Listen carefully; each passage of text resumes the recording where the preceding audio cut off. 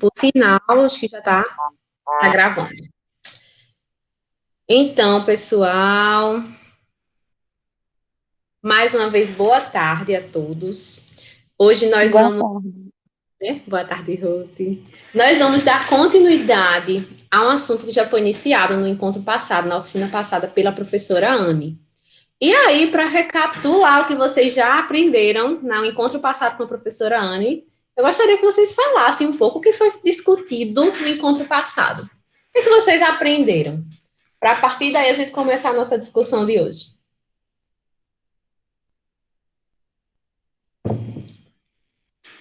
Escuto grilos.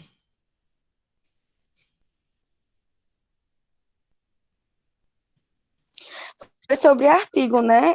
O que ela falou. Deixa eu tentar me recordar que eu falo mais alguma coisa. Ela falou sobre palavras-chave, sobre o título, até quantas letras deve ter no título. Falou de uns números que ficam lá em cima, lá na lateral do artigo, que eu não me recordo ao certo, que é mais ou menos. Que eu tô lembrando mais ou menos, são essas coisas. Fala também sobre os resumos, sobre os tipos de resumo, que é indicativo, informativo, e críticos, que é resenha, que geralmente usamos. Falou tipo, a quantidade de palavras que usava em cada um, geralmente. Como Mariana falou, sobre as palavras-chave e descritores, né? A diferença de cada um. Ela falou sobre isso, basicamente. Ótimo. Estou falando aqui também, né? Falou sobre a estrutura do artigo. Exatamente. Resumindo, falou sobre cada um desses elementos que vocês disseram: título, resumo, palavras-chave ou descritores. Ela falou de introdução, né? Como é que se redige uma introdução. E falou também sobre objetivos. Eu acho que ela parou nos objetivos, não foi Sim, isso? professora, ela falou sobre os objetivos também. Ela falou sobre a estrutura de um artigo, falou sobre a estrutura de um projeto, aí falou os componentes que são obrigatórios e opcionais.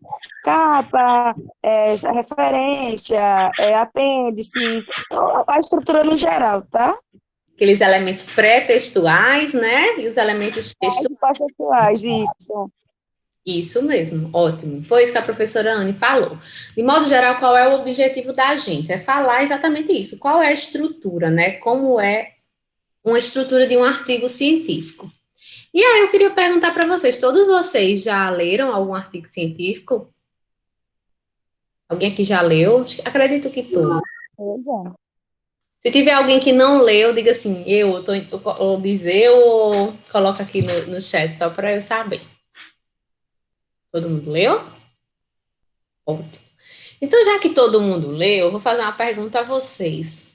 O que é que vocês esperam quando vocês leem um artigo científico? O que é que vocês buscam quando vocês leem um artigo científico?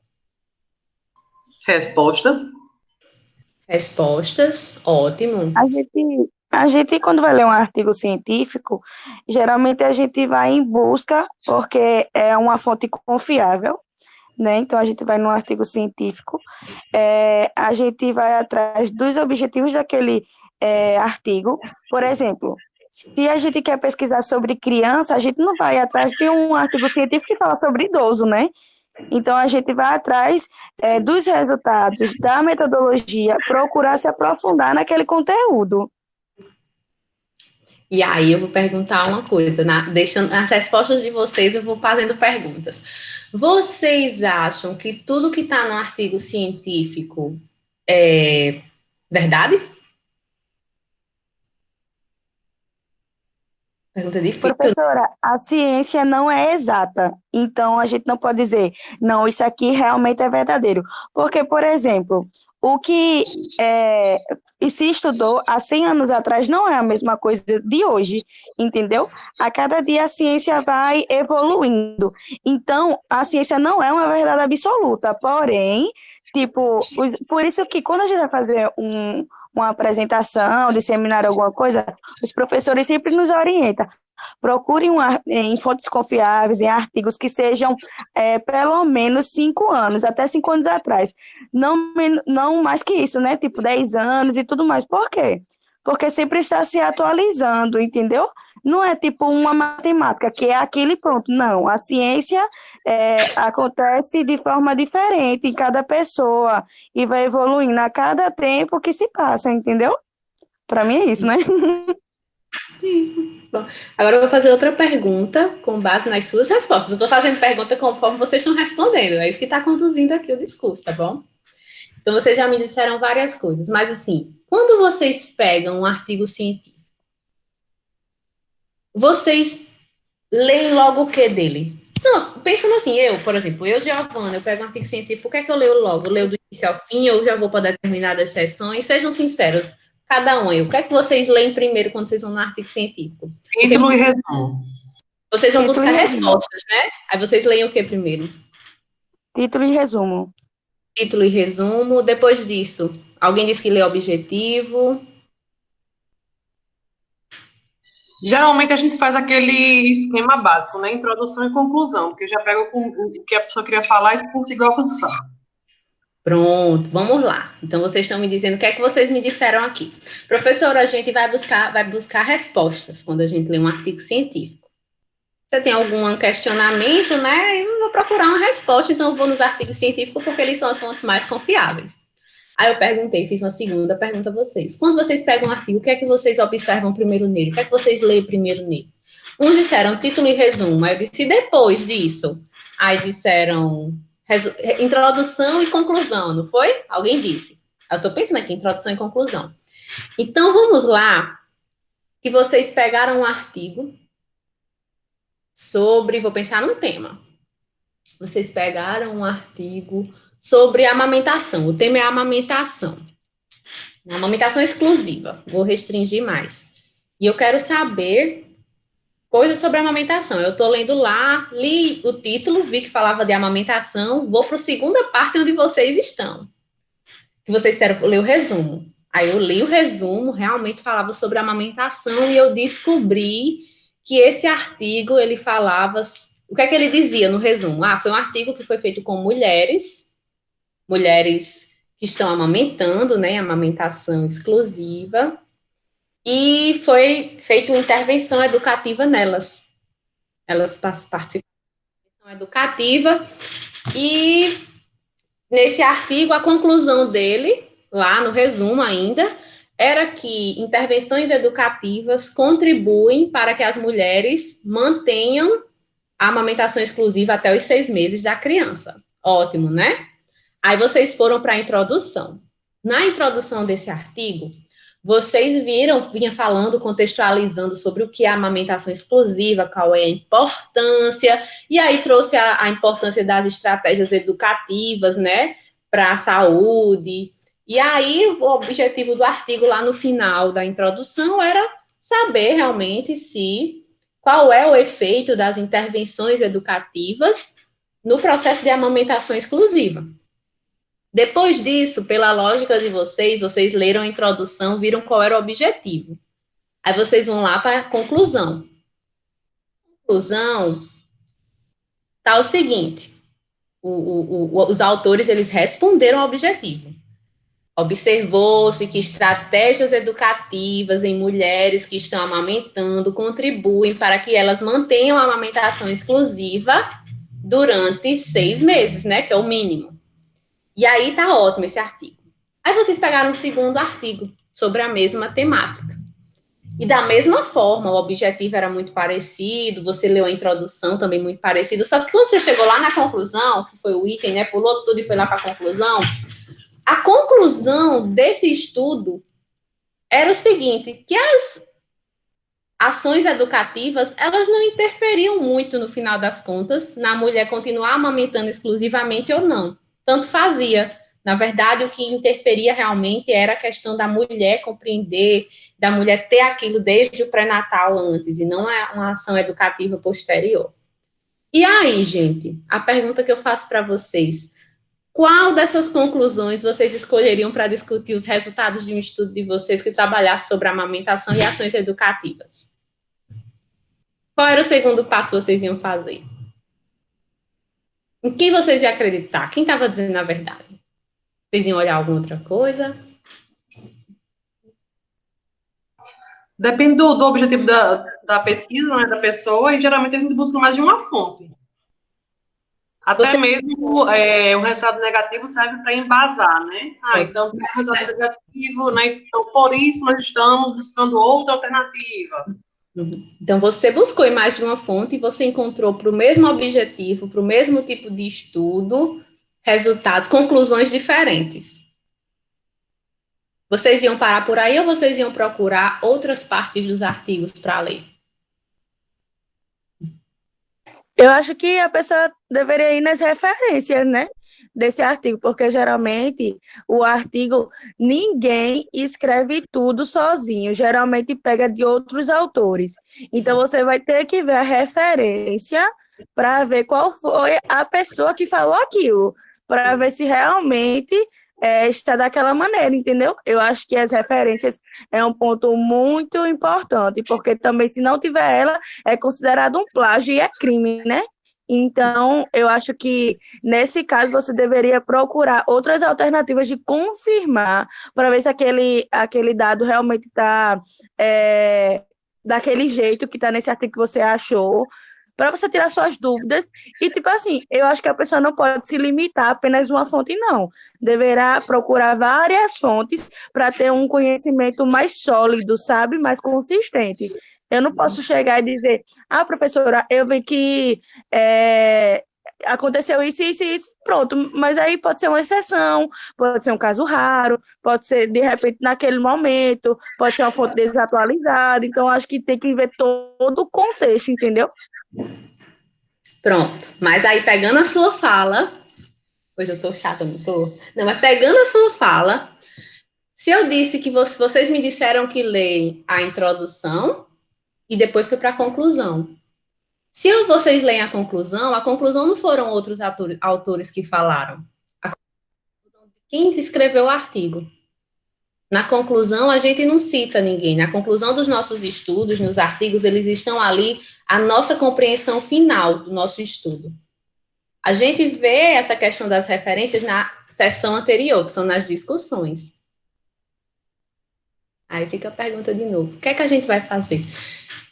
Eu diria a vocês que eu não iria, Giovana, eu não iria para as referências inicialmente. Eu ia ler o meu método, ia ver meus resultados, ia ver a discussão. Duas coisas poderiam ter acontecido num caso desse. Ou um dos estudos teve um método fraco, uma coleta de dados fraco, que fez com que um deles chegasse numa conclusão diferente, ou realmente foram dois estudos bons que chegaram a resultados diferentes. E aí a gente ia ter que utilizar os dois estudos e tentar compreender de acordo com o que a gente encontrou. Mas, por que eu estou dizendo isso? Porque é muito comum a gente só colocar nos nossos estudos e pegar referências daquilo que concorda com o que a gente quer discutir. Se provavelmente você fez um estudo nesse mesmo sentido, querendo saber se ações educativas interferiam na amamentação exclusiva, e se seu estudo ele deu como os resultados que sim, as ações educativas interferem para que a mãe ela mantenha a amamentação exclusiva, muito provavelmente o estudo que você ia escolher para referenciar ia ser aquele que disse que a amamentação interfere, e não aquele que disse que tanto faz. Porque ele ia contradizer os seus achados, não é? Vamos ser sinceros, não é isso que acontece? Todo mundo, né? Mas o que é que parte a reflexão? Por que eu fiz tudo isso de pergunta para vocês? Porque muitas vezes a gente termina utilizando referências nos nossos estudos, outros estudos para responder às nossas perguntas, para responder, né, discutir os nossos resultados, mas que são estudos falhos. Porque a gente mantém aquela coisa de sempre ler introdução e ler conclusão. E a gente pula sessões muito importantes, que é o método e a metodologia, como aquele estudo foi feito, porque, como eu disse a vocês, nos tipos de estudo, muitas vezes é na fase do método do estudo, né, a metodologia do estudo, que tudo se coloca a perder. Quando a gente fala de estudos de revisão, por exemplo, as revisões sistemáticas, que são os estudos o que mais há, está no topo da pirâmide de evidência de todos os estudos. Por que eles são tão importantes, os estudos de revisão sistemática? Porque uma das principais funções dos estudos de revisão sistemática é analisar o método dos outros estudos, para saber se o passo a passo que o pesquisador fez para responder o objetivo dele, chegar a uma conclusão, ele é correto. Ou se ele não se perdeu, ou se ele não fez algo errado, ele coletou um dado errado. Então, a gente tem que entender assim, quando a gente vai discutir algo para escrever um artigo científico, que a gente encontra na literatura ideias diferentes sobre um determinado assunto, a gente não vai se reduzir apenas a ler introdução e conclusão, porque é o que a gente quer. A gente não faz pesquisa, gente. É uma coisa que a gente tem que botar. Isso eu não estou falando, vocês estão iniciando, eu quero que vocês partam desse princípio. Porque, na verdade, a gente, hoje em dia, tem muito pesquisador por aí que tem artigos e artigos publicados e fazem isso que eu acabei de dizer a vocês. Discute aquilo, traz para o estudo dele, para discutir os resultados dele, apenas estudos que corroboram, que são de acordo com o que eles estão, com os resultados que eles encontraram, mas que, na verdade, não garante a fidedignidade daqueles resultados, das suas conclusões, porque muitas vezes você discute seu resultado com base em estudos falhos, porque existe, sim, vários artigos, resultados de estudos falhos, né? A gente é humano, a gente falha, então a gente tem que ter muito cuidado com isso. Deixa eu ver aqui. Então, vamos começar a nossa apresentação. Eu trouxe isso mais para contextualizar e para vocês refletirem, para a gente deixar daquela coisa de só ler introdução e conclusão de estudo. Vale a pena a gente ler um método, até porque a gente vai aprendendo, vale a pena a gente ler uma discussão. E como eu vou falar sobre cada uma dessas sessões aqui, vocês vão entendendo qual é a importância delas. A professora Anne, ela falou, né, como vocês disseram no início, sobre elementos pré-textuais, ela falou sobre título, falou sobre resumos, palavras-chave, introdução, objetivos, e eu fiquei hoje para discutir com vocês de um artigo, né? Eu não vou falar de projetos, eu não vou falar de relatórios, de dissertação e tese. Eu vou me resumir aqui a artigos. Na perspectiva de um artigo, como é que quais são os elementos principais, né, para a gente estruturar os passos seguintes depois do objetivo, que é a metodologia, também conhecido como a seção de material e métodos, os resultados, discussão e conclusão. A gente vai falar sobre 4 seções muito importantes de um artigo. Se não as mais importantes, eu até diria. E aí vocês estão visualizando, né, pessoal? Sim, professora. Qualquer coisa, vocês falem, viu? Na dúvida, eu vou ampliar aqui. Tá certo. Deixa eu ampliar rapidinho. Então, para a nossa oficina de hoje, eu utilizei um autor chamado Volpato. É uma referência que eu gosto muito, ele tem vários livros, que ele traz um método lógico para a redação científica. Para você redigir um artigo, redigir um projeto, eu vou explicar um pouquinho. Então, qual é o objetivo do nosso encontro de hoje? Discutir sobre o método lógico para a redação científica segundo Volpato, né? Com base nessas 4 seções, material e métodos, resultados, discussão e conclusão, né? Que foi as apresentadas aqui. Conclusões, ou também conhecida como seção de considerações finais. E quem é Volpato, né? Gilson Luiz Volpato, ele é um biólogo da Unesp, ele é doutor e pós-doutor, né, na Universidade de Israel, no exterior. Ele é um livre docente do Departamento de Fisiologia de Botucatu. Ele estudou a fisiologia e comportamento animal, obtendo reconhecimento internacional, mas paralelo ao ensino da fisiologia, que é a área dele, ele também se dedicou às atividades de pesquisa, no ensino da redação científica e do processo de fazer ciência. Então, ele publicou vários livros para orientar os pesquisadores, o pessoal iniciante, né, o pessoal da iniciação científica, mestrandos, doutorandos, os próprios professores, a como a gente utilizar estratégias. Esse método lógico que ele denominou, né, da redação científica. E ele tem aqui vários livros que ele publicou, é bem interessante, a leitura dos livros dele são bem objetivas, é muito bom. Então, se vocês tiverem interesse de um dia ter acesso a algum livro dele, tem alguns exemplos aqui, algumas capas. E aí, de onde parte essa discussão, né, que é aquela discussão inicial do nosso encontro? É porque a gente observou que nos últimos anos, né, a cada década que foi passando, o número de artigos científicos, ele aumentou muito. Isso é bom, professor, isso é ótimo, né, gente? A gente hoje tem acesso a produtos científicos, como vocês dizem, material de qualidade. Para vocês terem noção, a Web of Science, que é uma base de dados, ela publica anualmente cerca de 1.800.000 artigos. Né, tá lá indexado, na verdade, de revistas que são publicadas, está lá nessa base de dados. São muitos artigos, né, de todas as áreas.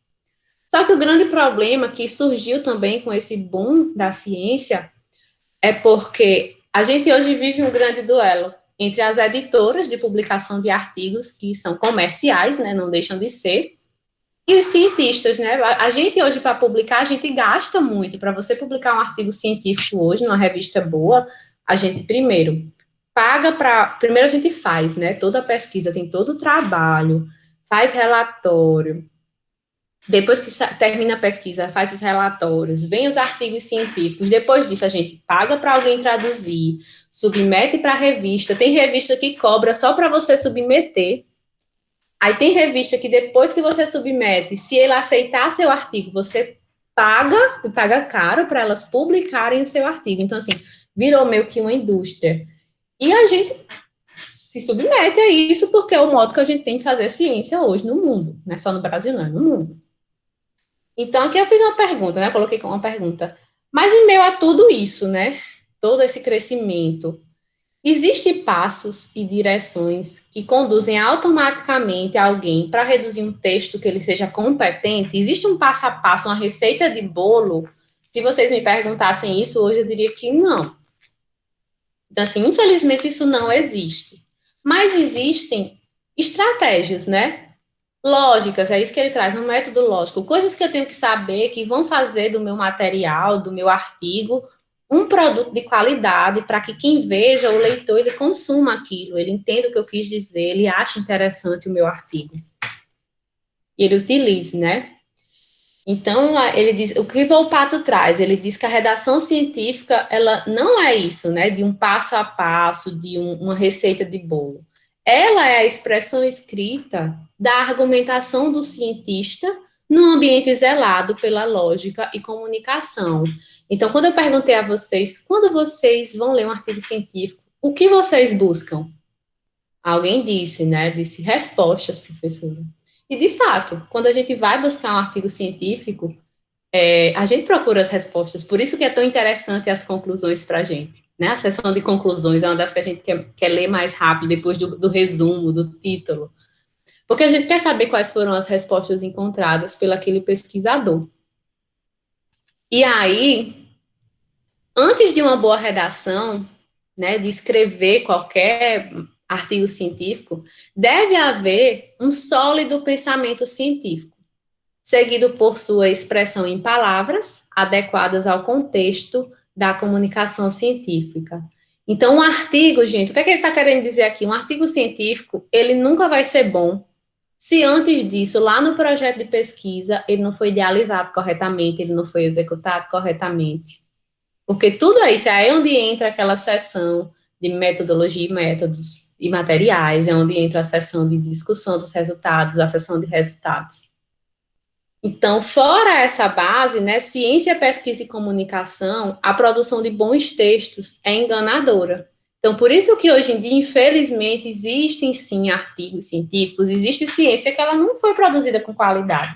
E a gente vai encontrar diversos artigos, né, onde, mesmo eles sendo, a pesquisa tendo ocorrido no mesmo período, né, sem ter aquela questão de, porque a ciência realmente, como a Ruth disse, ela não é algo padronizado, fechado, ela é móvel, ela muda, né, as respostas mudam para as mesmas perguntas, as perguntas mudam, mas muitas vezes a gente vai encontrar artigos que as pesquisas foram realizadas no mesmo momento, com o mesmo objetivo e com respostas diferentes, e aí é onde a gente tem que realmente parar e ser crítico.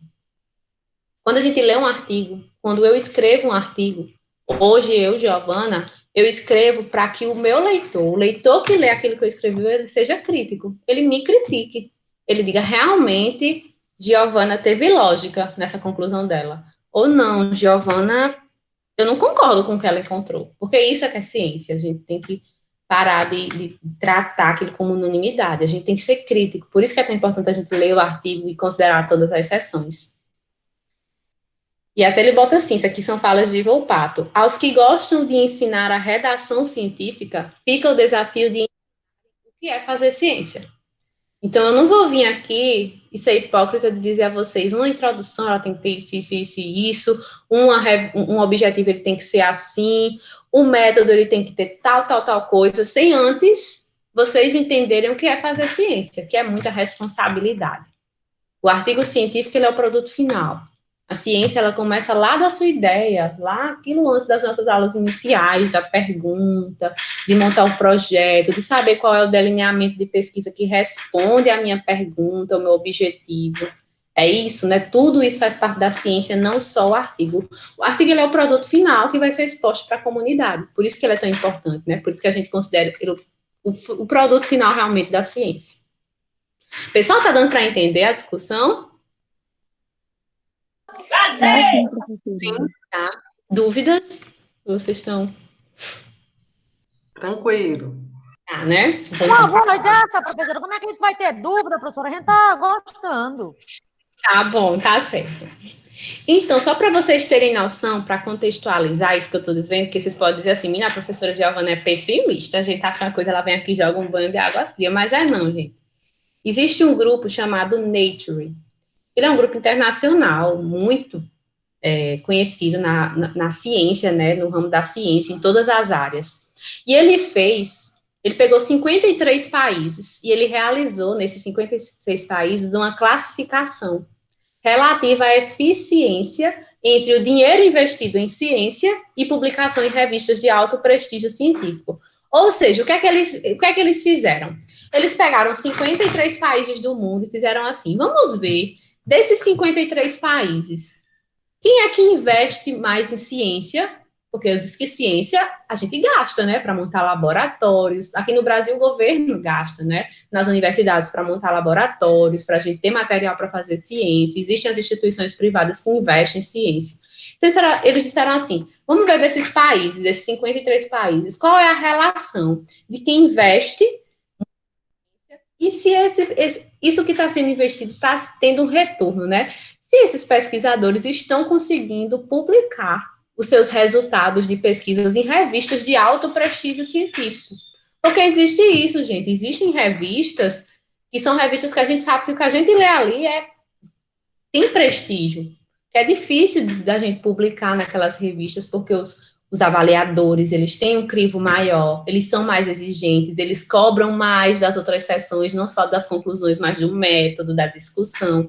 Eles leem o artigo querendo ser convencidos. Aquilo que eu disse, é o olhar que a gente tem que ter quando a gente vê um artigo científico. E sabe em que lugar ficou o Brasil?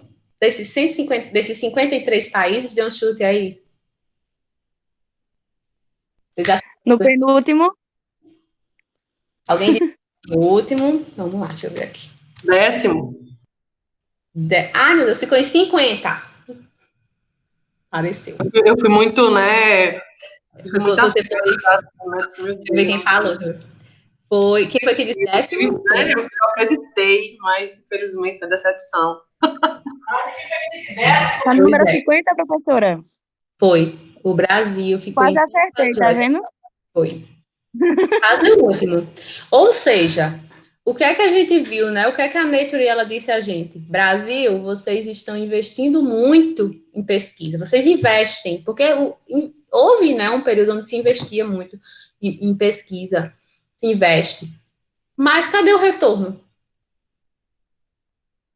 Em relação a outros países, né? Porque eles fizeram isso, a relação entre investir e nas publicações, ou seja, a gente tem uma quantidade muito grande de estudos sendo realizados no país, mas em compensação, os resultados dos nossos estudos, eles não conseguem ser publicados em revistas de alto impacto, revistas internacionais de alto impacto. E isso é um problema, por quê, né? E a gente tem que avaliar, uma reflexão mesmo da gente enquanto pesquisador. será que a gente está realmente discutindo, convencendo as pessoas, né, os leitores, né, os avaliadores das revistas com as nossas discussões, com os nossos resultados? Eu acredito que não, né, para ter essa de 50 de 53 em 50 no lugar 50, aí, enfim, isso aí gera uma reflexão. E aí eu trouxe nesse pensamentozinho, quando a gente pensa assim em pesquisa, em artigo científico, vem várias coisas na nossa cabeça, né? Meu Deus, artigo científico, a gente pensa em normas, em regras, como escrever. É um bicho de 7 cabeças. E aí vem a pergunta, como fazer uma produção científica de qualidade? Primeiro, para um artigo, né? Vou pensar no artigo aqui, para um artigo ele ser considerado um artigo inovador, que traz resultados inovadores de qualidade, ele realmente tem que trazer uma contribuição, uma novidade. Algo que contribua, algo diferente que os outros não trouxeram. Ele tem que ter uma metodologia adequada, porque se ele traz uma novidade, mas quando a gente vai ler lá na seção metodologia, a gente viu que houveram muitos erros, que os autores não tiveram cuidado no passo a passo que seguiram, que aqueles resultados que eles concluíram tem muito viés, não foram baseados realmente no passo a passo correto do que tinha que se fazer, com o método que eles escolheram, então, ou até mesmo eles escolhem um método não adequado para responder a questão de pesquisa deles. Lembra que eu falei disso na aula do tipo de estudo, aula do tipo de estudo? Dependendo da minha pergunta, tem métodos que não se encaixam, eles têm delineamentos que eles não vão conseguir responder. Para fazer uma produção científica de qualidade, a gente tem que ter resultados evidentes. E aí fica aquilo, né? Geralmente a gente nunca lê a seção de resultados, nunca lê a seção de metodologia, a gente lê a introdução e vai lá para a conclusão. E ele tem que ter um trabalho bem apresentado, que aí é outra questão, gente. Essa questão do trabalho bem apresentado. A gente, às vezes, tem um projeto bem elaborado, você escolheu o delineamento de pesquisa bem feito, né, o tipo de estudo. Você teve seus resultados, fez seu relatório, mas na hora de escrever o artigo, você não escreveu do jeito que tinha que escrever. E aí botou tudo a perder. Não vai conseguir publicar aqueles resultados que eram tão importantes em revistas de impacto, né, científico. E aí surgem as pérolas da redação científica, né, que é um livro de Volpato. Ele fala exatamente as coisas erradas que a gente termina fazendo na hora que a gente vai redigir um artigo, um relatório. Bem interessante. E aí vem a reflexão. É importante que o texto científico ele seja escrito para cientistas, mas não para especialistas. O que é isso, professora? Quando eu vou escrever um texto científico, gente, eu tenho que pensar o seguinte: eu vou escrever ele para que as pessoas entendam. Para aquela pessoa que buscou, né, o cientista, porque a pessoa que vai buscar, ler, fazer o consumo da literatura científica, ele é um cientista, ele está iniciando, ele compreenda, e não uma pessoa expert no assunto, porque quando a gente escreve de uma forma muito específica para pessoas que têm um conhecimento muito aprofundado, a gente está deixando que outras pessoas que estão iniciando, cientistas que não são especialistas na área, que eles deixam de consumir e se interessar pelo nosso material. Então, nós devemos usar uma linguagem simples, de fácil entendimento para qualquer e, ao mesmo tempo, utilizar a norma culta, né? A linguagem simples que eu digo não é uma linguagem chula que a gente fala, é realmente a linguagem culta, mas que ela seja objetiva, simples, que a pessoa lê e consiga compreender o que está escrito. Então, temos que conhecer o que um cientista espera ao ler do nosso artigo. Então, quando eu escrevo um artigo, eu tenho que dizer assim, o que é que as pessoas que buscam sobre esse tema do meu artigo, elas querem? Para na hora que ele lê aquilo, ele diga, nossa, que interessante, eu não tinha pensado nisso, eu não tinha parado para pensar nisso, que Fátima, que Ruth, que Sara pensou quando olhou para os resultados delas. Então, a gente deve evitar estudos confirmatórios do óbvio. O que é isso? O que são estudos confirmatórios do óbvio? É tipo assim, gente, eu sei que o fumo é fator de risco para o câncer de pulmão. Milhões de estudos já fizeram isso. Para que eu vou fazer outro estudo? Para que eu vou fazer outro estudo querendo saber se o fumo é fator de risco para o câncer de pulmão? Podendo pesquisar outras coisas, outros fatores de risco. E que a gente mais vê é esses tipos de estudo. É verdade, professora. Parece que o pessoal tem preguiça, né, de procurar coisas inovadoras. Hugo, você botou Ave Maria por quê? Você tá ficando triste com essa oficina de hoje? Não, mas assim, não fique triste, Hugo. Mas é porque a gente tem que ir além, minha gente. Tudo bem que a gente sabe que o fumo é um fator de risco pro câncer de pulmão, mas meu estudo ele vai se resumir só a isso, a confirmar o óbvio, porque eu não posso ir além, descobrir outros fatores de risco. É isso que a gente tem que fazer. Estudos aquilo que eu disse, o seu estudo ele tem que trazer novidades. Novidades, é isso que faz a diferença, é isso que faz os estudos serem publicados. Então, trazer novidades. Vamos As adiante? pessoas, as pessoas parecem que têm até medo de contradizer um artigo científico e buscar mais além, porque, assim, de certa forma dá mais trabalho, né? Você contradizer o que já está lá, ou então buscar uma outra coisa inovadora dá mais trabalho. Então, geralmente as pessoas fazem o quê? Pega o que está prontinho e pronto. Embasa e publica um por cima daquele outro. E assim fica. Fica uma coisa, fica Exatamente. mesmice, vamos dizer assim. Para você ter noção, Ruth, né, e os demais que estão aqui hoje, tem algumas revistas internacionais que elas abrem sessões de artigos onde os autores discutem outros artigos já publicados. Tipo assim, eu li um artigo que o Hugo publicou e eu discordei. E eu vou fazer um artigo, fazer uma nota, vai ser publicada na revista, discutindo o artigo de Hugo. Ou se eu concordar, achar que realmente é pertinente, eu fazer uma nota. Então, já existem revistas que elas abrem esses espaços para os autores, incentivando já isso, da gente ter um olhar crítico para os artigos. Entende? Realmente, Hugo, é uma discussão mais profunda. Mas fazendo isso com vocês, né? É porque.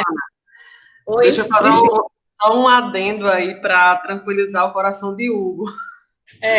Porque, assim, não é que pronto, o fumo como fator de risco para câncer de pulmão. Não é que esse assunto ele esteja batido, mas as pesquisas óbvias, né? A concluir apenas isso, que é fator de risco. Né? Tem A gente tem que ir além, né? podem ser pesquisadas, por exemplo, vamos analisar, sei lá, os pacientes aqui da Paraíba, né? Quantos pacientes têm câncer de pulmão que fumam e quantos não, né? Então, aí sim, a gente vai estar corroborando com o esperado, porém com dados diferentes, né? Então, traz Isso, exatamente. Porque às vezes a pesquisa ela tem um sentido local, ela tem um sentido mais amplo, regional, tem isso que envolve também. Mas assim, aquilo que eu estava dizendo, exatamente, pense nesse exemplo aí que a Priscila disse, Hugo. O final, a conclusão do meu estudo, ela não deve ser o óbvio, apenas que o fumo é fator de risco para o câncer de pulmão, porque isso é óbvio, gente, de várias pesquisas. Agora, se um dia fizerem um estudo provando o contrário, aí a discussão vai estar feita no mundo todinho. Quase o ovo e a galinha, quem nasceu primeiro, se foi o ovo ou a galinha, né? Que é uma discussão. O ovo faz mal ou faz bem também, outra discussão. Mas assim, a gente. Professora, a licencinha, quando eu estudava biologia, eu fiz um ano ainda, sabe, do superior em biologia, e aí o professor falou sobre isso. Gente, quando alguém perguntar primeiro quem nasceu primeiro, o ovo ou a galinha, você vai pelo mais óbvio, que foi a galinha. A galinha é meio que um descendente do dinossauro, né? E aí começou aquela coisa na sala, sabe? Aí eu só lembro dessa aula que a gente teve. É uma discussão, né? Que entra realmente. Mas o óbvio é nisso, a gente tem que buscar. O que eu digo da gente deixar essa questão de só discutir o óbvio é porque a gente tem que ir além, a gente tem que se ousar na pesquisa, entende? A gente tem que. Quando a gente escreve um artigo científico, é porque eu vou falar mais nas próximas sessões, mas resumindo, quando a gente escreve, é aquilo que eu digo, eu tenho que escrever tentando convencer a pessoa que está lendo das conclusões que eu tirei, porque eu cheguei até elas. E aí sim é onde a gente foca né? Percorrer os vários caminhos. Vocês vão entender melhor nos próximos slides. Professora, e além, tipo assim, de fazer como Priscila falou, né? Por exemplo, dizer em um determinado local, tipo, quantas pessoas desenvolveu câncer nesse hospital, outras não, alguma coisa assim. Eu poderia também associar outras doenças, DPOC, outras doenças, outros fatores, e ver qual era a probabilidade, quais doenças poderiam se desenvolver através do fumo, essas coisas, entendeu? Fazer uma coisa mais inovadora. Isso são outras conclusões. Tá vendo? Como no instante a gente entende que a gente não deve ficar só no óbvio, a gente deve procurar mais respostas, tirar mais conclusões das coisas. É exatamente esse link aí que vocês pegaram, porque vocês ficaram decepcionados com o meu exemplo do fumo com câncer de pulmão. Mas me diga uma coisa, se eu chegasse hoje para vocês e dissesse que o fumo não é fator de risco por câncer de pulmão, vocês iam dizer o quê? Que era mentira minha, não ia? Com certeza. Exato, é isso que eu estou dizendo, entende? Para que eu vou pegar num estudo todinho e chegar na única conclusão que já é óbvia? A gente tem que extrapolar, realmente, a gente tem que ir além, buscar novas conclusões, novas respostas. É nesse sentido aí. Acalmou mais? Muito bom.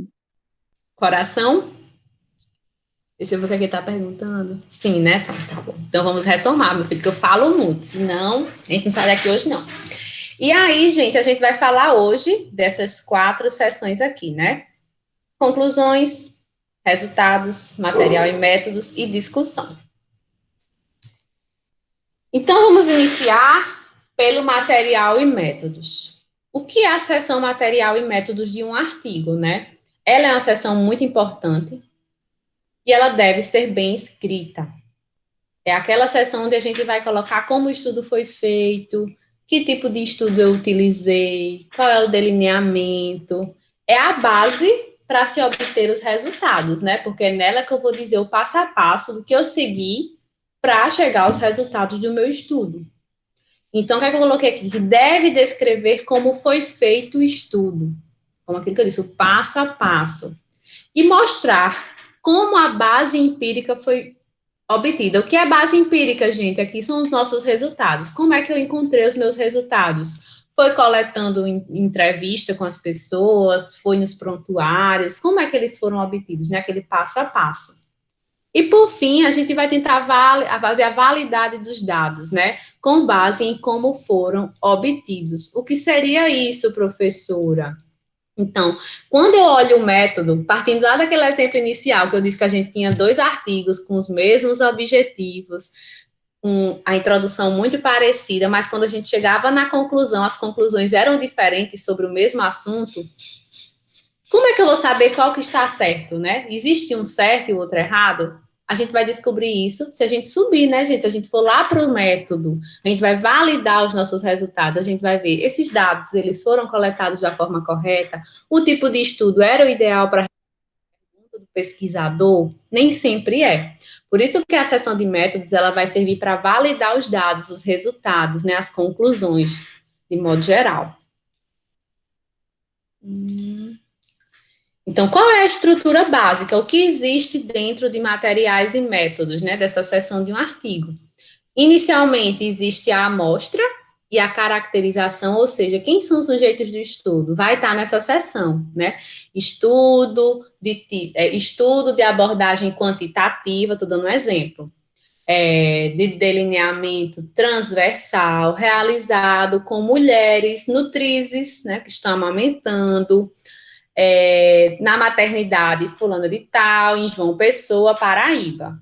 Aí você vai falar quem são essas mulheres, né? Se existe uma idade mínima e máxima, mulheres maiores de 18 anos, por exemplo. Você vai descrevendo essa amostra, né? Quem são as pessoas? Você descreve também material e métodos, que também pode ser chamado de metodologia, viu, gente? Alguns artigos chamam essa seção de material e métodos de metodologia. A gente traz nela o delineamento do estudo, né? Qual tipo de estudo utilizado? E a gente traz os detalhes desse estudo. Quais são as variáveis que eu vou coletar?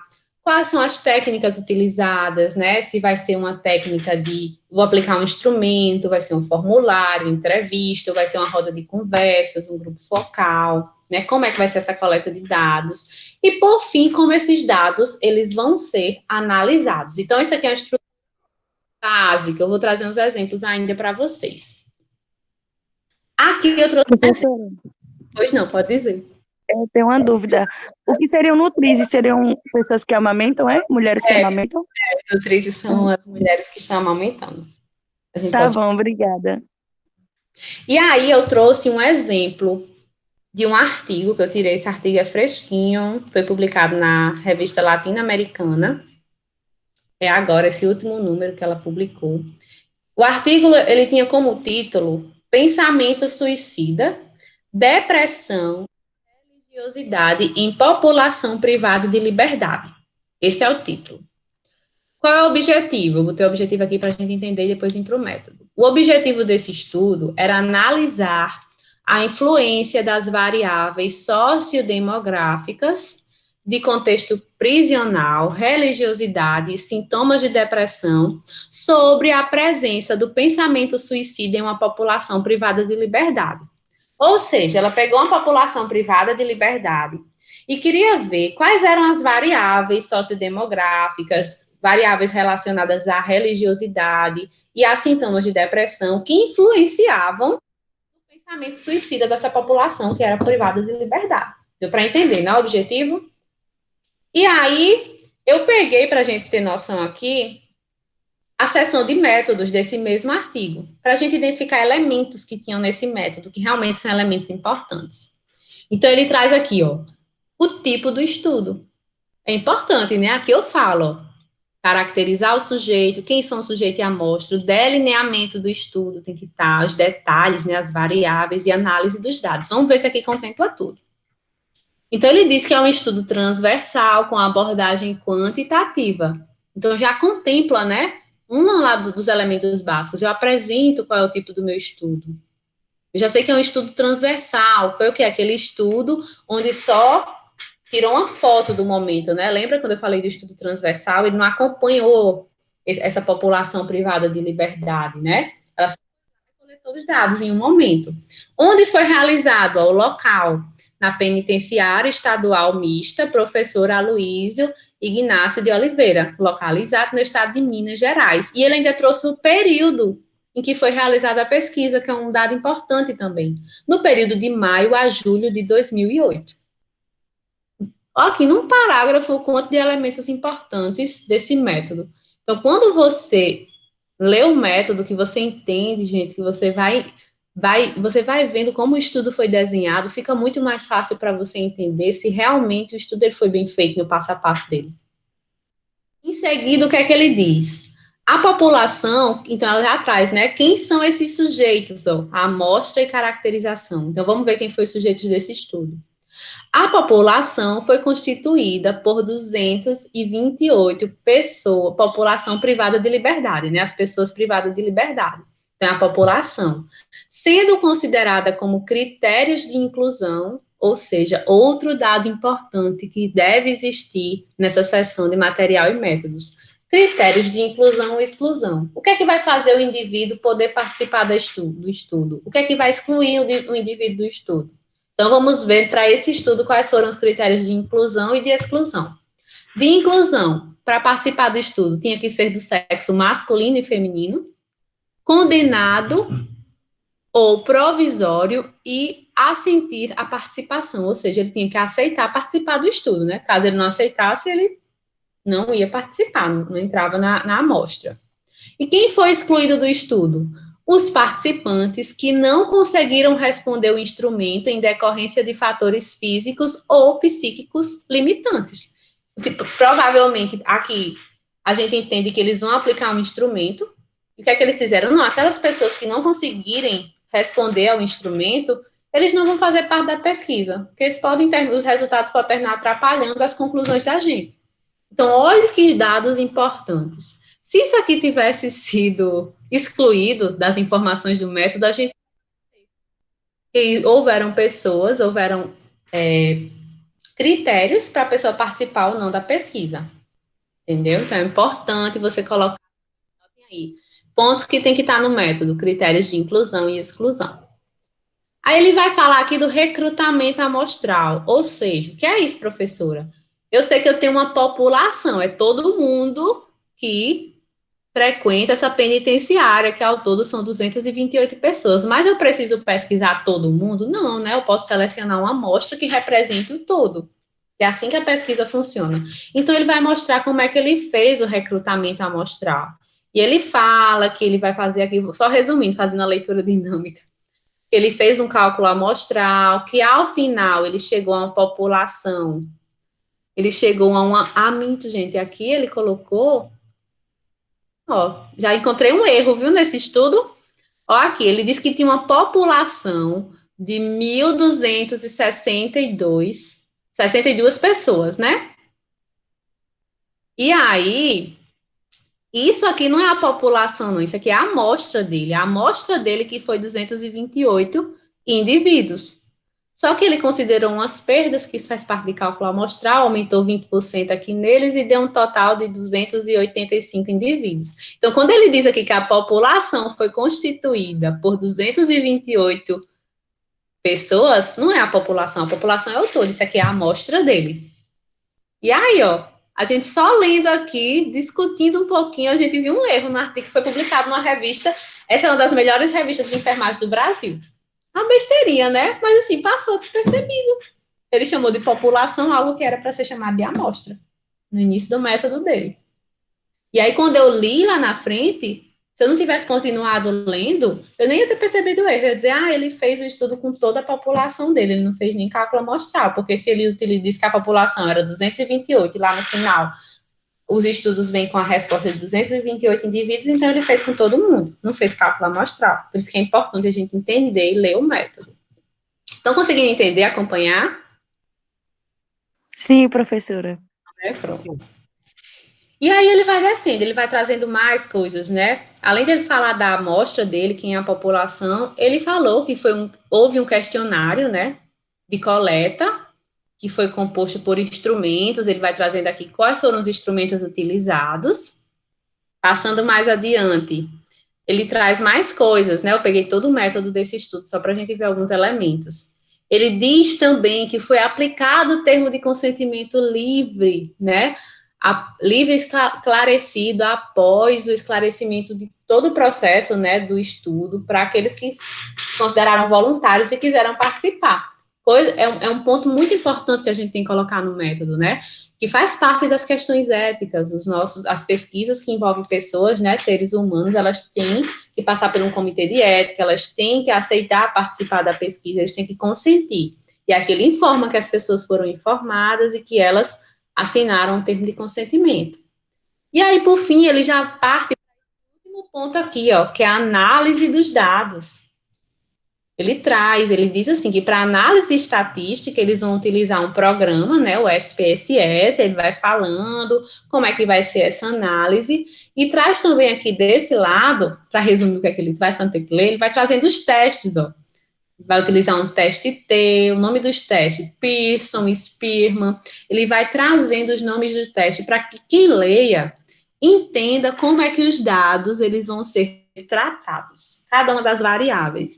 E para finalizar, ele ainda traz questões éticas do estudo, né? Além do termo de consentimento, ele trouxe aqui que esse estudo ele foi submetido a uma apreciação e aprovação de um comitê de ética da Universidade Federal do Triângulo Mineiro e traz o número do parecer de aprovação. Isso aqui é um dado que qualquer pessoa realmente, lendo o artigo, pode pegar esse número, entrar lá na plataforma Brasil e confirmar se esse estudo ele está cadastrado.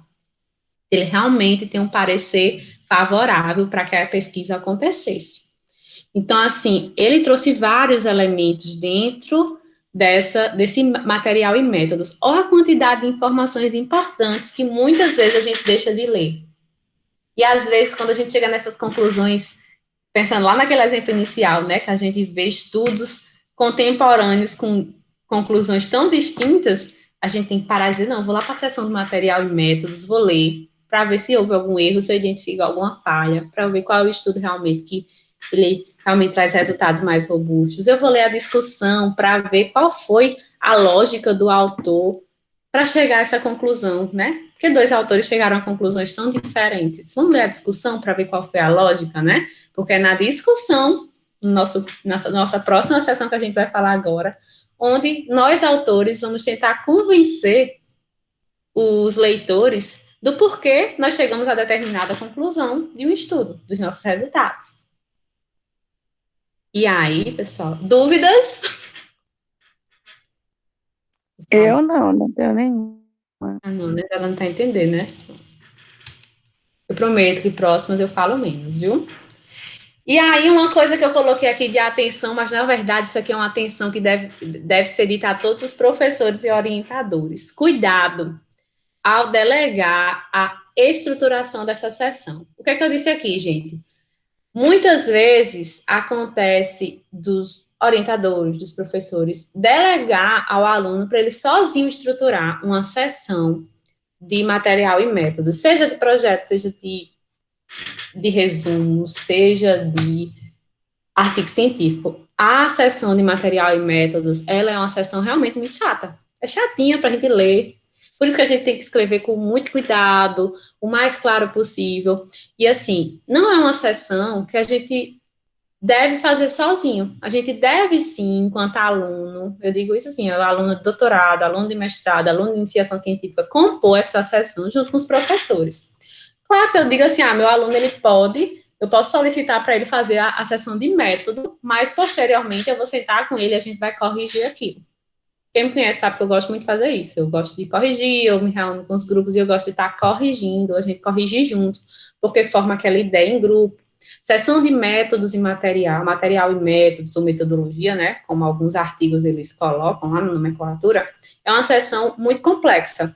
Embora seja uma sessão que parte dos leitores não leem, quem lê pode ter certeza, porque vai exigir. A pessoa que lê a sessão de material e métodos, ele provavelmente está buscando entender realmente, se aprofundar sobre o seu estudo. E ele pode, sim, encontrar algum erro. Então, assim, tentem, sempre na hora de escrever ela da forma mais clara possível, para que a pessoa que lê entenda como foi, qual foi o objetivo de vocês, o passo a passo que foi realizado. E aí, seguimos para a sessão. Então, a grande discussão é assim, eu terminei minha pesquisa e a gente, quando termina as pesquisas, temos os relatórios, né? Os relatórios, geralmente, dos projetos, eles são imensos, né? São grandes. Aí você olha para todos aqueles resultados na hora de escrever o artigo e diz assim, meu Deus, quais resultados disso tudo eu vou colocar no artigo? Não tem como eu colocar tudo, porque o artigo, geralmente, é um instrumento muito menor do que os relatórios de pesquisa. Aí você faz tudo que você encontrou e está lá no seu relatório, você deve incluir? Ou você deve olhar o que é importante? O que é importante realmente, né? Quais são as suas conclusões? O que é que você quer discutir no seu artigo? Então, os resultados que reformularam e são importantes para explicar suas conclusões, são eles que devem entrar no artigo científico. Então, assim, eu botei até assim, gente, cuidado. Não engane o leitor e nem esconda dados significativos. Por quê? Porque na hora que eu digo assim, o que foi, Gabi, que você disse quase morre nessa parte? Ela botou aqui. Acho que ela está não.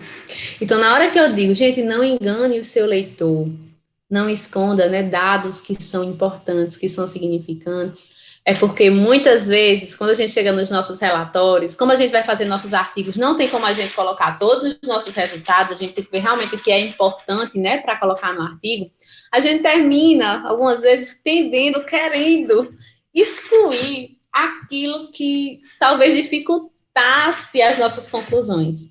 Mas esse não é o objetivo, a gente não faz ciência para chegar às conclusões que a gente quer. A gente faz ciência para discutir, para realmente ser crítico, né? Para entender como um fenômeno, como uma pergunta, um questionamento, ele foi respondido diante de um passo a passo, que é o método científico. Tinha muitos resultados, né? Sempre tem muitos resultados. Minha tese, eu tenho assim, do meu banco de dados da tese, eu usei 50% para fazer a tese, aí Da tese, que é 50% dos dados, eu fiz um artigo, também tava, meu Deus, o que é que eu boto nesse artigo, o que é importante, o que não é, ainda tem que fazer mais 2, e ainda nem mexi no restante do banco de dados para não enlouquecer. E também estou sem tempo nesse período, só nas férias que eu faço isso. Mas são muitos, assim, a gente tem que realmente parar, e é um trabalhinho de formiguinha, pegar relatório e ver realmente o que tem que ser colocado no artigo, né, de forma responsável. Sem essa ideia aqui, né? Ter cuidado para a gente não estar tentando manipular os nossos resultados para que eles mostrem só aquilo que a gente gostaria que desse, né? Como resultado. E aqui eu tenho uma coisa importante, gente. Relatório é diferente de artigo, né? A comunidade científica, ela quer saber o que você pode concluir a partir do que você fez. É aquilo que uma de vocês falou, né? Foi Priscila, professora, eu busco respostas. Por isso que vocês vão lá para a conclusão e não querem ler o método, né? Muitas vezes, quando a gente vai ler um artigo, a gente quer só as respostas, a gente quer realmente. O mais importante para a gente é saber o que o autor concluiu, de fato, mas muitas vezes a gente tem que recuar e ver como foi aquele passo a passo, como é que ele fez. Mas, de modo geral, de fato, a gente, enquanto comunidade científica, a gente está muito mais preocupada quais foram as conclusões dos autores, né, para determinada pergunta. Mas, gente, eu quero que eu diga a vocês, reforçando, essas conclusões, elas têm que estar embasadas em uma metodologia bem feita, em uma discussão lógica, por isso que é tão importante vocês tirarem esse ato de só ler introdução e conclusão. E dispendiar um pouquinho de um tempinho de nada, mais 10 minutos, 15 minutos para ler e se aprofundar mais nessas outras sessões que são tão importantes, que muitas vezes vão ser decisórias, são elas que fazem, esse tempo, né, que você se dedicou à leitura dessa, vai fazer com que você decida realmente e enxergue se aquele estudo, ele realmente é um estudo de qualidade. Eu gosto de ler. Não é que eu gosto de ler metodologia, mas eu me vejo obrigada hoje em dia, porque eu sou mais crítica com os resultados. Então, nos resultados, né, o que é que eu devo colocar? Lembre-se que o autor, ele está conversando com alguém. Então, na hora que você for escrever os resultados num artigo científico, você tem que entender que você não está escrevendo aquilo para você, não. Você já sabe. Está lá no seu relatório. Muito pelo contrário, você está escrevendo aquilo para que alguém entenda. Então, siga uma sequência lógica, com ênfase nos dados mais importantes, né? Como é que eu vou apresentar meus resultados? Em forma de texto, eu posso apresentar em forma de figuras, de gráficos, de tabelas, né? E você não deve, que é um erro que às vezes acontece comumente, é você repetir em forma de texto aquelas informações que já foram apresentadas em tabelas ou em gráficos ou em figuras, de modo geral. Então, se está lá em forma de tabela, você não precisa repetir tudo aquilo em forma de texto. É redundante. Quando a gente pensa em artigo científico, o artigo científico ele é um texto mais objetivo. A pessoa que está lendo, é aquilo que a Priscila disse, ela está procurando respostas. Ela quer ser rápida, ela quer encontrar logo aquilo que ela está buscando, ela não quer perder tempo com artigo de 20, 30 páginas. A cada vez mais, a tendência é que os artigos eles tenham menos páginas, eles sejam mais compactos, sejam diretos.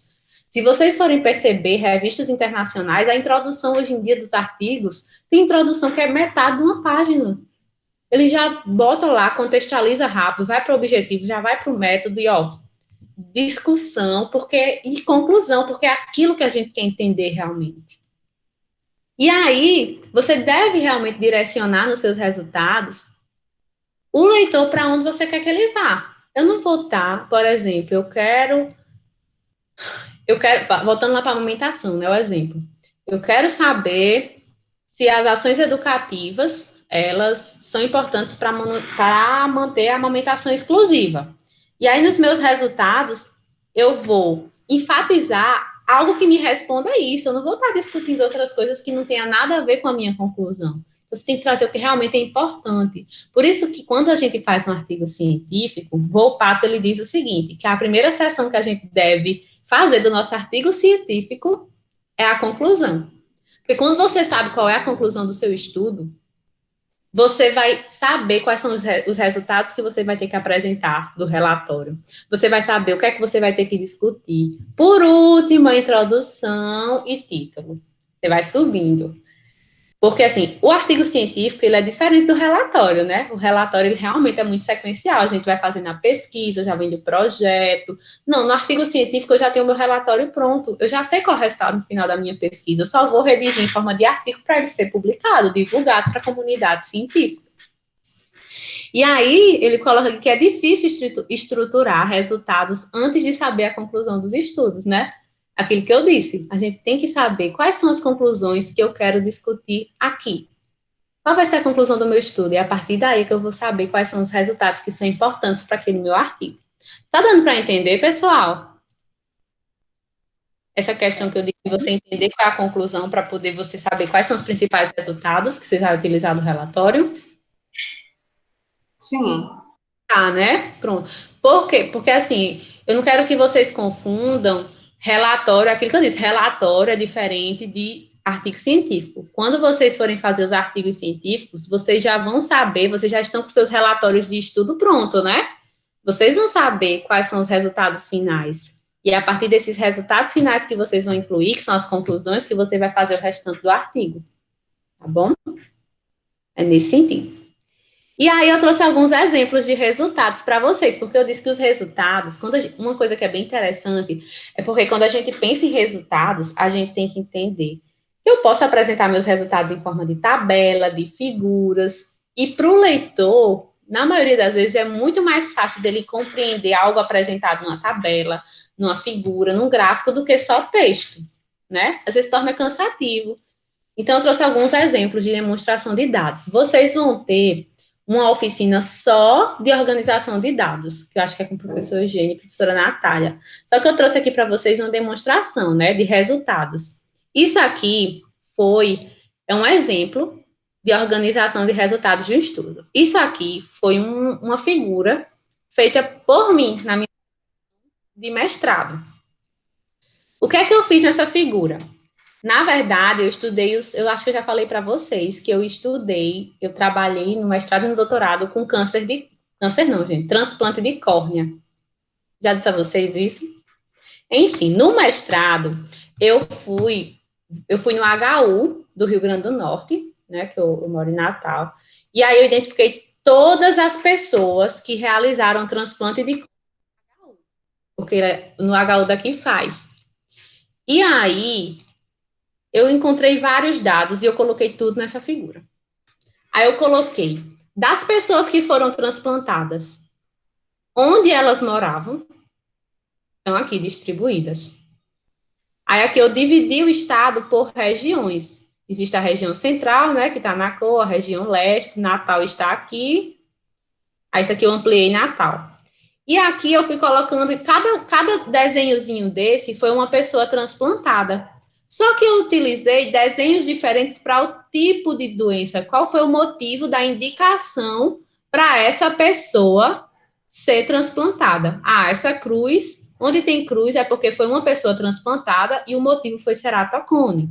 Outro foi uma perfuração do globo ocular, né, o losango, e assim por diante.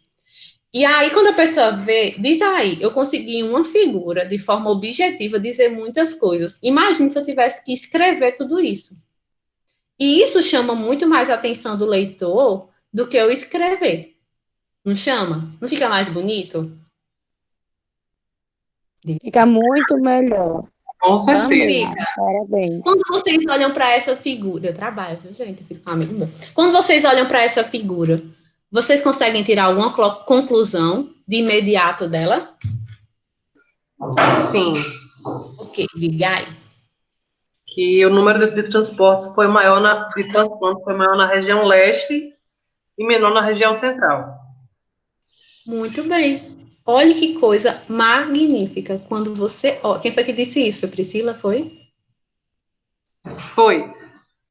Pronto, Priscila. Quando eu olhei para essa figura, eu tive essa mesma impressão que você. Quando eu distribuí, como ficou mais visível, é muito mais rápido até. Então, assim, você nem leu minha conclusão. Mas você olhou para a figura, é aí onde eu quero que vocês sejam críticos. Você olhou para a figura e você entendeu isso.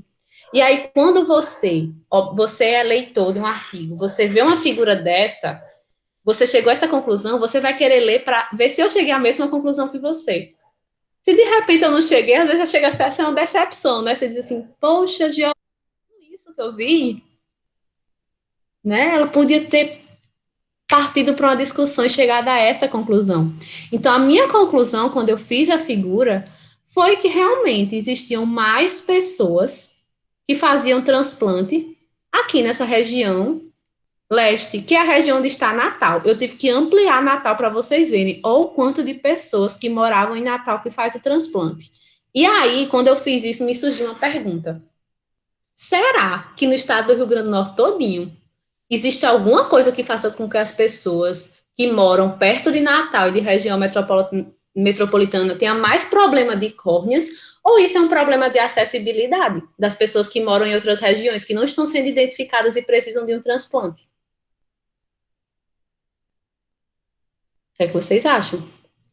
Vocês acham que a água de Natal e da região metropolitana tem alguma coisa que afeta a córnea? Não. Vocês acham que a minha outra colaborar com essa questão da logística, né? Isso. Como o Natal é capital, então as outras regiões elas são transferidas para o Natal para realizar o procedimento. Exatamente. Então, eu cheguei a essa hipótese, né? Eu gerei um questionamento na minha dissertação. Então, aí foi identificado um problema de saúde pública, né? Voltado para a saúde ocular. Provavelmente, eu disse muito provavelmente, existem pessoas que não estão sendo diagnosticadas nas outras regiões do estado, por dificuldade de acessibilidade, é uma equipe de oftalmologia, né? Pessoas que realizam avaliação por transplante, não estão sendo identificadas e não estão tendo nem a possibilidade de realizar o transplante. E as pessoas que estão mais próximas dos grandes polos onde realiza o transplante, que é em Natal, elas têm mais acesso, e provável por isso que o número de transplantados é tão maior. Então, assim, quando Priscila viu, ela já identificou, e aí aqui vai a sacada do pesquisador, as conclusões que a gente tira, a gente não pode partir do óbvio. O óbvio, Hugo, tá assim, Natal tem mais casos de transplante, está óbvio, são os resultados, mas quais são as minhas conclusões a partir disso, entende? A gente tem que ir além do óbvio, a gente tem que tentar justificar o porquê as coisas acontecem. Isso faz a ciência, isso traz problemáticas, traz reflexão. Essa reflexão faz com que as pessoas que leiam o trabalho façam o que é que a gente pode fazer para mudar isso. A gente tem que botar equipes realmente de oftalmologia nos hospitais regionais para atender as pessoas, melhorar a saúde, né, visual, né, a saúde visual no estado, porque está só concentrada na capital, na região metropolitana de Natal. Então, é nesse sentido, né? A gente tem que trazer problemáticas, trazer novos questionamentos. Muitas vezes a gente não consegue respostas, mas a gente traz novas perguntas com as pesquisas, hipóteses, né? Que isso é muito importante. E aí, trouxe outros, né? Outra forma de apresentar resultados, tabelas. Aquele estudo, né, que eu falei, eu peguei essas tabelas daquele estudo, essa daqui, eu peguei daquele estudo que falava da população privada de liberdade. Então, ela trouxe aqui, né, tabela 2, né, tem o título, resultado da avaliação da subescala de sintomas de depressão aplicada em indivíduos privados de liberdade de uma penitenciária estadual mista. E aí eles aplicaram uma escala de sintomas de depressão, né? E naqueles indivíduos privados de liberdade, ele viu que a escala deu normal para 141 dos casos pesquisados, daqueles 280 e tantos, que esses 141 correspondem a um percentual de 61,8% da amostra. A escala deu leve, né, para sintomas de depressão, em 12%, moderada em 16%, já deu severo em 4% e extremamente severo em 4,8%. Então, o que a gente pode concluir aqui? De modo geral, a maioria das pessoas, quando foi aplicado a escala, né, de sintomas de depressão, tiveram um score de normal, elas não tinham sintomas, mas em compensação, existiram, né, casos de pessoas com sintomas leves, moderados, severo e até extremamente severo. 11 pessoas, gente, aqui está a grande problemática quando a gente vê essa tabela. 11 pessoas, elas têm sintomas extremamente severos, né, de sintomas de depressão, que provavelmente vão estar associados àqueles casos de tentativas de suicídio que o estudo quer trazer. E eu trouxe outra tabela, né? Essa tabela aqui foi do estudo, desse mesmo estudo aqui, do que eu fiz. Está publicado lá na Headline.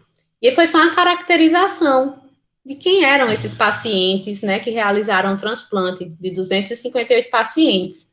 Quem tinha tido falência do enxerto, a maioria não teve, qual foi o olho operado, sem, né, direita e esquerda, quanto se o percentual, e assim por diante. Quem tinha glaucoma, quem tinha vascularização, com dados mais específicos. A gente também pode apresentar nossos resultados, né, além de figuras e tabelas e texto, a gente pode apresentar também em forma de gráficos, né? E tem alguns gráficos de pizza, que geralmente não é muito recomendado, gente. Por quê? Porque visualmente a gente tem uma visão melhor de linear, assim, curvas. Gráfico de pizza, às vezes, quando os tamanhos são muito aproximados, para a gente é confuso saber quem é maior ou menor do gráfico de pizza. Eu coloquei mais como exemplo aqui. Mas sempre não prefiram gráficos de pizza, dica, para fazer artigos. Não é muito bem visto, viu? Se for utilizar gráficos, utilize gráficos de coluna, gráficos de barra, ficam gráficos mais visuais, mais bonitos, mais fáceis de compreender. Eu não vou entrar em detalhes das informações do gráfico, porque isso aqui vocês vão ver na aula com o professor Eugênio Natália, que é mais específico para isso. E aí, vamos entrar para a penúltima sessão de hoje, né? Depois que eu falei do material e métodos, falei da discussão, a gente vai falei dos resultados, a gente vai entrar na discussão. Então, gente, a discussão, ela não é o local onde você vai discutir os seus dados e compará-los com a literatura. Você disse, professora, o que é isso que eu aprendi na minha vida, que a discussão é o local onde eu vou discutir os meus dados e comparar eles com a literatura? Não é, gente, não confundam. A discussão, ela é o local onde você vai pegar as suas evidências, ou seja, as suas conclusões, e mostrar ao leitor por que delas você tem que aceitar certas conclusões. Ou seja, eu vou pegar dos meus resultados e eu vou tentar realmente mostrar ao leitor por que eu cheguei àquela conclusão. Exemplo. Vou pensar aqui no exemplo rápido. Eu encontrei no meu estudo que pessoas mais velhas, né, pessoas com idade acima de 50 anos, elas tinham mais deficiência na córnea. E por isso elas faziam mais transplante do que pessoas mais novas. Eu encontrei lá nos meus resultados. Estou dando um exemplo, mas realmente eu encontrei isso. Na minha discussão, eu vou ter que tentar justificar esse meu resultado. Mostrar ao leitor por que isso é verdade. Ou porque seria mentira, porque pode ser, né? Pode ser que não exista na literatura nada que justifique isso. Eu sugiro novos estudos, por exemplo. Mas, no meu caso, eu encontrei um resultado que foi o seguinte, a partir do meu estudo. Pessoas mais velhas, acima de 50 e poucos anos, elas tinham mais chances de ter doenças da córnea, principalmente relacionadas ao endotélio da córnea, que é uma das camadas da córnea, que a córnea tem 3 camadas. E aí, eu fui entender o porquê tinha dado isso. E eu fui pesquisar na literatura por que tinha dado essa relação. E aí, eu trouxe para as minhas discussões. Eu entendi que, realmente, pessoas mais idosas, né, pessoas mais velhas, elas têm, sim, maior chance de ter problemas da córnea e levarem a um transplante, porque na nossa córnea, uma das camadas dela, que é o endotélio, ela tem células, né, como todas as partes do nosso corpo. Só que as células dessa camada, elas não se regeneram. E por não se regenerar, conforme a gente vai envelhecendo, essas células, elas vão morrendo e não vão sendo ocupadas, né, substituídas por outras. E isso vai fazendo com que a córnea da gente, ela perca a transparência e vai dificultando a nossa visão. Então, quando eu descobri, eu cheguei lá nos meus resultados, que eu fiz os testes estatísticos e chegou esse resultado, eu fui para a literatura para, na verdade, tentar encontrar a justificativa para isso que aconteceu. E aí, na minha discussão, eu vou explicando isso ao meu leitor. Segundo o estudo, pessoas com idade acima de 50 e tantos anos apresentam maiores chances de ter distúrbios do endotélio da córnea. Isso é justificado, né, existe uma lógica nisso, por quê? Aí eu trouxe essa informação.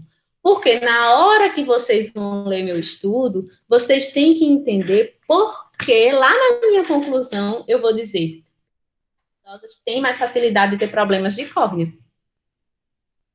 Eu cheguei a essa conclusão no meu estudo. Mas por quê? Aí vocês vão lá na minha discussão, né, diz, agora eu entendi o porquê realmente tem lógica nessa conclusão que Giovanna encontrou no resultado dela.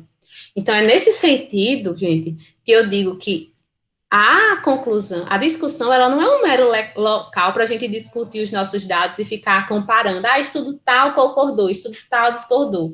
Às vezes é preciso a gente fazer isso, mas não é só isso. É o local onde a gente vai pegar os nossos resultados, as nossas evidências e tentar mostrar ao leitor, explicar a ele por que existem conclusões a partir delas, por que aquilo é verdade, né? E aí, sim, quando você pega uma discussão que o autor ele faz isso, você chega nas conclusões, você entende porque cada uma daquelas afirmações elas têm lógica. Mas realmente tem lógica aqui. Ele fez um estudo bem feito, ele justificou todas as conclusões dele.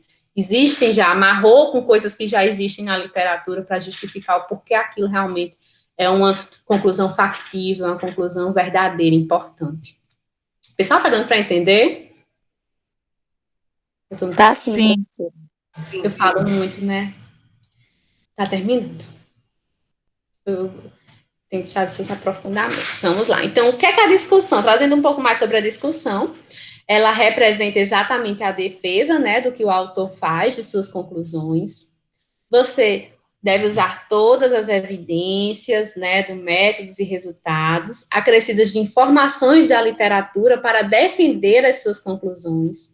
Geralmente, no primeiro parágrafo da discussão, você pode, sim, trazer suas principais conclusões, porque isso até já é mais objetivo para o leitor.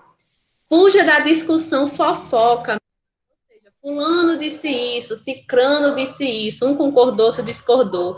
Não precisa ficar discutindo que 3.000 tantos autores falaram sobre aquilo. Sejam mais objetivos, sejam diretos. A preocupação de vocês é justificar ao leitor por que você chegou àquela conclusão. Lembre que é esse o objetivo da discussão. Não brigue com os seus dados, né? Exatamente partindo dessa questão da discussão fofoca. E a argumentação, ela deve ser precisa, exata. Aquilo que eu disse, os artigos, eles tendem a ser mais objetivos do que os relatórios. Não fique enchendo linguiça, seja objetivo. Mostre ao leitor aonde você quis chegar e por que você chegou àquela conclusão. E aí eu botei, né, aqui. A grande questão é, qual é a sua novidade, né? Parte daquele início, né? O que é que eu estou trazendo de novo? Eu estou discutindo coisas óbvias ou eu estou trazendo realmente uma discussão de algo novo, trazendo novas justificativas? Então, mostre no seu discurso, né, na sessão de discussão, quais são as conclusões que você aceitou dos seus resultados e o porquê, justificar realmente. Qual o seu raciocínio que você utilizou para aceitar aquela conclusão? E o discurso científico, tem como objetivo submeter nossas ideias a críticas, né? Eu botei isso aqui, vou deixar até em destaque. Isso aqui é para vocês nunca esquecerem. Resumindo a discussão, é isso aqui.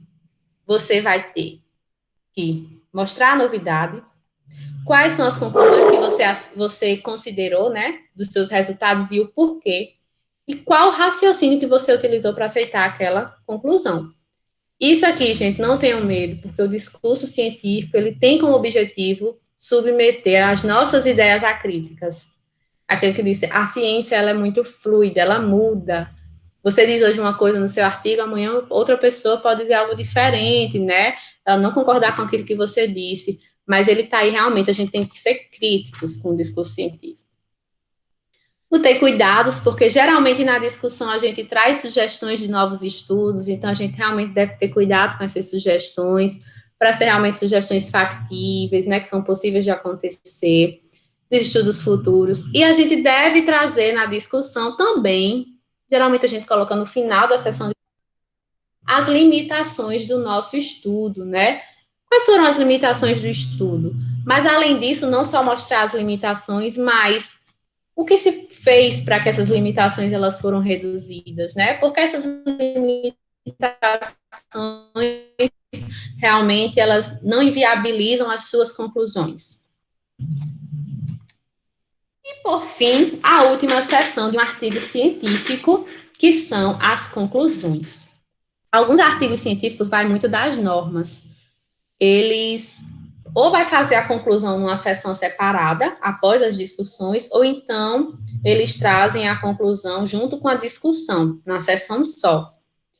E aí, o que é que eu trago aqui? Que todo trabalho, ele é feito pensando na sua conclusão, partindo daquele discurso inicial, né? Quando a gente vai fazer uma pesquisa, quando a gente vai fazer um artigo, ou mesmo um projeto, a gente sempre parte pensando quais seriam as conclusões, os resultados que a gente pode encontrar, né? E aí chega o questionamento, mas o que são conclusões? Porque muitas vezes, quando a gente vai ler um artigo, a gente chega na seção de conclusão e a gente vê nas conclusões resultados, vê discussão, e isso não é conclusão. Então, eu trouxe um exemplo para vocês. Na hora que vocês veem assim, a altura média de uma população é 1,71 metros. Vocês acham que isso é um resultado ou uma conclusão? Resultado. E aí, quem mais? Isso é um resultado ou uma conclusão? Quando eu digo, pessoal, a altura Isso média... é um resultado, professora, é resultado. E se, por exemplo, o objetivo do meu estudo era identificar qual é a altura média de uma determinada população de uma cidade, de um vilarejo. Isso é um resultado ou uma conclusão? Aí já muda, né? A conclusão. Exato, gente. Por quê? Porque se vai ser Vai resultado, depender do seu objetivo, né? vai depender do objetivo. Exatamente. Então, quando você pensa em conclusão, você tem que pensar em objetivos, tá bom? Então, minha conclusão, ela deve responder meus objetivos. Ela não deve trazer discussão de autores, isso você faz na sessão de discussão. Geralmente não, a conclusão, ela é uma sessão sua, do autor.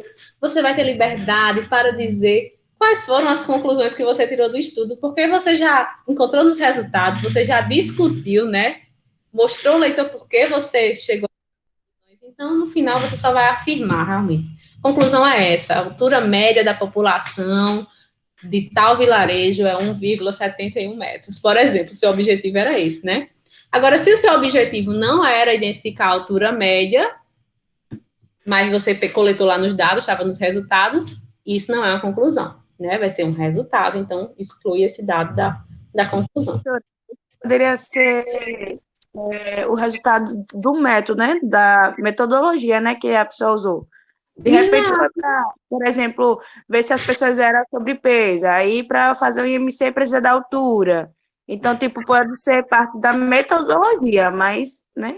Enfim, é isso. Pronto, pode estar lá nos seus resultados. Exatamente. Se o seu objetivo não é altura e, de repente, é identificar o IMC de uma determinada população, né?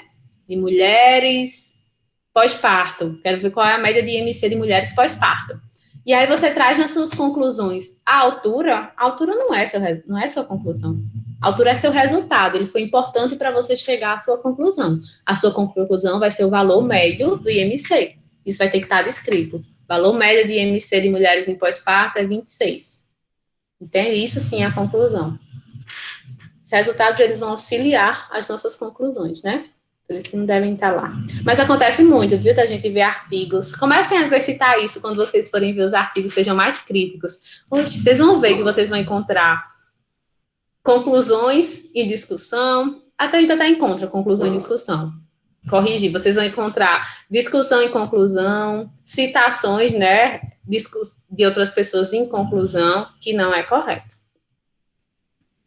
E aí eu trago, né, gente, resultados são diferentes de conclusão, exatamente aquilo que vocês disseram. A gente vai saber se algo ele é uma conclusão ou um resultado quando a gente volta lá para os objetivos do nosso estudo. Então, como saber o que faz parte da conclusão? Aí o que a gente já discutiu, depende do objetivo do estudo. A gente deve sempre olhar, né, qual é o tipo de estudo que a gente está utilizando para responder nossa pergunta, para ver realmente se nossas conclusões, elas são viáveis, elas, né, realmente são corretas, factíveis. Nós devemos, na nossa conclusão, priorizar a generalização dos dados quando possível, e a conclusão não é um local para a gente apresentar resultados de discussão, e sim conclusões. Então, quando eu falo aqui em priorização, a gente generalizar, é porque é o seguinte, muitas vezes, quando a gente faz um estudo, A gente faz um estudo, na verdade, para que os nossos resultados, eles se ampliem para uma população, né? A gente geralmente utiliza uma amostra, mas a gente quer que o que a gente encontre não seja representativo só daquela amostra que a gente coletou os dados. A gente quer que realmente outras pessoas, elas usufruam, né? Se aplique realmente a uma população maior as nossas conclusões. Então, a gente tem que... Professora, Pois não, licencinha. Vale ressaltar também um grande erro que acontece muito é que na conclusão muitos cientistas, né, pessoas que fazem os artigos, eles trazem argumento na conclusão, que é um erro muito grave, né? Que não pode, conclusão não pode nem ter citação e nem trazer mais argumento, é conclusão. Os argumentos têm que estar no a corpo discussão. do texto, vamos dizer assim, né? A argumentação, ela faz parte da discussão, né? Exatamente. O porquê eu cheguei àquela conclusão, por que será que aquele resultado ele apareceu no meu estudo? Realmente é algo bem comum da discussão. E aí, gente, eu trouxe um exemplo que acontece muito. Sério, se a gente pegar vários artigos, a gente vai ver isso, vocês comecem a ver, observar. Quando a gente fala em conclusão, geralmente quando a gente vai discutindo nossos resultados, a gente usa muito tempo passado, né? Ai, observou-se, né? Foram coletados dados no passado de tantos indivíduos, mas na conclusão, uma coisa bem interessante que vocês vão começar a botar isso em exercício é que vocês não devem utilizar o tempo passado. Por quê? Eu vou trazer um exemplo aqui para vocês. Quando eu chego aqui, exemplo de conclusão, 2 exemplos. Quando eu digo assim, a conclusão do meu estudo foi que as chuvas favoreceram o descontrole sobre a dengue. E eu tenho essa segunda conclusão. As chuvas favorecem o descontrole sobre a dengue. Em uma das conclusões, eu passado. E nessa eu utilizei o tempo presente. O que é que vocês acham de diferença de uma conclusão para outra?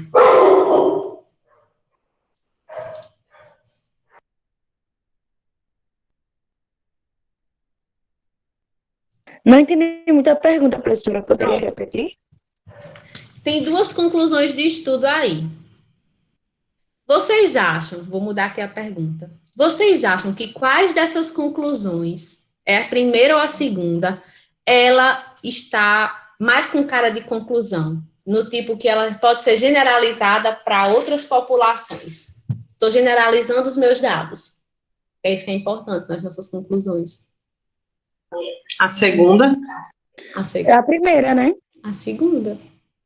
Porque quando eu uso o tempo passado, que eu digo as chuvas favoreceram o descontrole da dengue, é como se eu estivesse falando assim, minha gente, no meu estudo, as chuvas favoreceram o descontrole da dengue. Isso aqui é o tipo de discurso comum na sessão de discussão. Porque eu estou trazendo o que os meus resultados fizeram e eu vou tentar justificar o porquê isso aconteceu. Mas a minha conclusão no final, ela deve ser generalizada não só para o meu estudo, ela deve extrapolar para a população toda. Então, a minha conclusão é que as chuvas, elas favorecem o descontrole da dengue. Ah, entendi, professora. Muito Mas legal isso aí, verdade, verdade. muito comum a gente encontrar nas discussões isso aqui. Na hora que a gente lê isso, você está dizendo assim, poxa, o autor fez um trabalho todinho e no final ele não teve a coragem de assumir que as chuvas elas favorecem o descontrole da dengue em qualquer lugar que seja. Quando eu digo assim, as chuvas favoreceram o descontrole da dengue, é como se eu estivesse falando assim, favoreceram no passado, algo que aconteceu no meu próprio estudo, só no meu estudo, entende? Por isso que quando a gente vai fazer conclusões, uma dica que eu dou a vocês é vocês sempre utilizarem esse tempo no presente. Afirmações onde a pessoa que leia, ela entenda que o resultado do seu estudo, ele não se refere apenas ao próprio estudo, aquilo que aconteceu só ali. Aquilo extrapola, pode ser aplicado para a comunidade externa. Vou dar exemplo do fumo e do câncer de pulmão, né? Que ficou decepcionado. Se eu chegasse na conclusão do estudo e dissesse assim, o fumo favoreceu a ocorrência de câncer de pulmão. E se eu botasse assim, o fumo, ele é um fator determinante, um fator de risco para o câncer de pulmão. Qual é a conclusão que está mais generalizada? A segunda, né? Segunda. Eu estou dizendo, não estou dizendo que o fumo favoreceu naquela populaçãozinha que foi estudada. Eu estou dizendo assim, gente, mediante o que eu estudei naquela amostra, eu cheguei à conclusão, para a população de modo geral, né, que a gente tem que tentar generalizar os nossos resultados de pesquisa. Eu cheguei à conclusão que, de fato, o fumo é um fator de risco para o câncer de pulmão. Porque no estudo, na amostra que eu utilizei, eu fiz um método um passo a passo correto, aconteceu isso. Então, isso pode ser generalizado. Então, a gente tem que partir nessa perspectiva. As conclusões, elas devem ultrapassar, não ficar só restrito àquela amostra, né? Generalizar para a população. Eu trouxe outro... É porque é como se aquilo não acontecesse mais, né? Tipo, favoreceram, tipo, antigamente, há décadas favorecia. Hoje não favorece mais, é tipo isso, entendeu? Exatamente. Dá essa impressão. A gente tem que perder esse medo também de generalizar. Às vezes a gente faz estudos tão importantes e o modo como a gente escreve, ele termina limitando o leitor. A gente próprio limita o nosso estudo, os nossos resultados.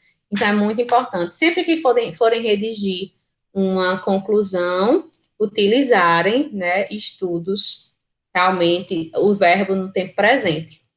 Eu trouxe aqui alguns exemplos de conclusão, né? Vocês depois deem uma lida, com o avançar da hora, eu sei que está todo mundo cansado. Eu botei a conclusão do estudo do pensamento suicida e coloquei a conclusão do estudo daquele do mapa, que foi o meu que eu fiz do mestrado, tá bom? E aí, eu lendo hoje esse estudo, eu teria feito uma conclusão diferente. Como é engraçado. Vai acontecer muito isso com vocês. Quando eu vim lá para o objetivo, sempre que vocês forem, vão exercitar isso, tarefa de casa, vocês vão pegar o objetivo desses estudos que eu coloquei e vão ver se na conclusão está respondido o objetivo, tá bom? Desse daqui, da mesma forma, tá o objetivo e se a conclusão. Aqui, faltam os elementos, foi publicado, mas assim, conforme a gente vai amadurecendo, a gente vai ficando mais crítico e a gente vai melhorando, por isso eu quero que vocês exercitem isso. É um exercício diário, gente. Daqui a 10 anos eu vou estar mais crítica, daqui a 10 anos vocês vão estar mais do que nós somos hoje. E isso é ciência, tá bom?